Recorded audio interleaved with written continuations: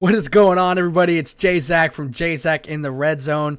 So, as you guys can see from the title, this is 10 picks for my new mock draft. I'll be uploading 10 at a time, and of course, the third video will have 12 picks in them, because why not? So I want to let you guys know before we really get into this, that these picks are what I would do. So if I was GM for a day,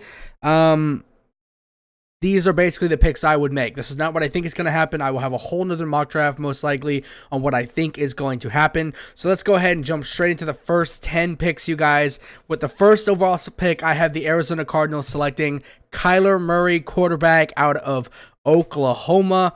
I think this is it, guys. I think Kyler Murray is the best quarterback in this draft. I think Kyler Murray, if it was in last year's draft class, would be the second best, right behind Baker Mayfield. If I'm the Cardinals, I think you have nothing to lose from this. I think you signed an even better quarterback, somebody who works around a less and not so good offensive line, and I think you can trade Josh Rosen up for another first-round pick from a team that is going to be very, very desperate if you wait until the first round once all the other quarterbacks go. I think this is very, very possible, and I think it's a good pick here from the Arizona Cardinals. At number 2 overall, we have the 49ers selecting Nick Bosa from Ohio State, the best edge rusher in this year's draft, second best player in the draft in my personal opinion. This is a great pick. If you're the Niners, you have to be super happy. He fits your scheme. He's just that good of a player. He's in your lap, and this is the easiest thing. This is the easiest pick of the draft. I have to be honest with you. Easiest pick of this entire mock draft. Number 3 overall, we have the Jets selecting Josh Allen. Originally, if I'm the Jets, I'm looking to trade down. I don't think you're going to get any serious trade offers. I think a lot of people are going to lowball you, and I think you just got to stand still and take somebody who fits the new scheme you're running. Somebody I think is easily the third best player in this year's draft. Josh Allen, you have to take him. Number 4, we have the Oakland Raiders selecting Greenie Williams, somebody who I think is the best player in this year's draft. Phenomenal guy. If I'm the Raiders, if the Cardinals don't take Kyler Murray, I'm taking Kyler Murray. If not, I'm taking the best player in this draft, and Greenie Williams. He falls directly to your lap. You have a need at pretty much every position on your team, and you just take the best player available, and you got the best player in the draft, like I've said 3 times already. Number 5, we have the Buccaneers selecting the Tampa Bay selecting Devon White out of LSU. You don't re-sign Quan Alexander. You have to bring back the best linebacker. You have to bring in the best linebacker in this year's draft.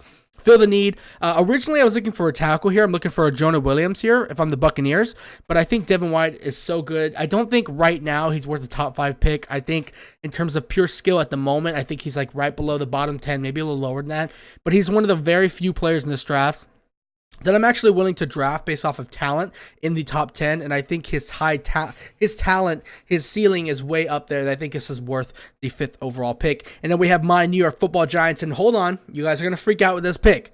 Everybody's screaming, Dwayne Haskins. Everybody's screaming, somebody, trade down. No. And this is, like I said, guys, I've thought really long and hard about this. This is what I would do if I was the GM. Don't hate me. It's Jonah Williams out of Alabama. I think you take the best tackle in this year's draft and you solidify the offensive line, and you have yourself an offensive line that in a year or 2 could be the best offensive line in football. I think this is just a pick you have to make if I'm the New York Football Giants. There's no edge rusher here. There's no defensive player here that I think is truly worth a 6th overall pick. And in terms of positional talent and positional importance, I think the right tackle is just as important as the left tackle, and I think you have to take Jonah Williams, the best one here available. This is an easy pick for me. I know a lot of people are not going to agree with this. If you really disagree with it, please talk to me in the comment section down below. I would love to hear what you guys think about this. Let's move on as we have DK Metcalf selected by the Jacksonville Jaguars. Now, he's not the best receiver in this draft, in my personal opinion. I think it's A.J. Brown and then like Andy Isabella. But I think his high end, once again, is there. I think he's the best receiver to pair with Nick Foles in terms of how Nick Foles likes to play the game and what kind of receivers he likes. So if I'm the Jags, once again, DK Metcalf is one of the few players I would take off of pure talent alone. And if you're the Jags, you don't have a lot of holes in your team. That's why I'm okay with this pick once again. I was looking for Juwan Taylor here, somebody who I think is the best right tackle in this year's draft, not the best offensive lineman in general. I do think Jonah Williams is the best offensive lineman in general, and I think he can play right tackle. Is another reason why I had the Giants take him. He can play any position, honestly. But I think DK Metcalf is a good fit. The Jags need some more talent. And honestly, they don't have that much holes in their team in general, so I think the Jaguars are in a really good place here in this year's draft. Moving on, we have Greenie Williams selected by the Detroit Lions. I know a lot of people are looking for edge rusher here for the Lions, but I really do think Greenie Williams just perfectly fits their scheme. They love to play hard man cover corner with Darius Slay on one end. Now you have Greenie Williams on the other. I think this is a really, really good fit here for the Lions, and he just fits their scheme so perfectly, and I think this is a great pick here for the Detroit Lions.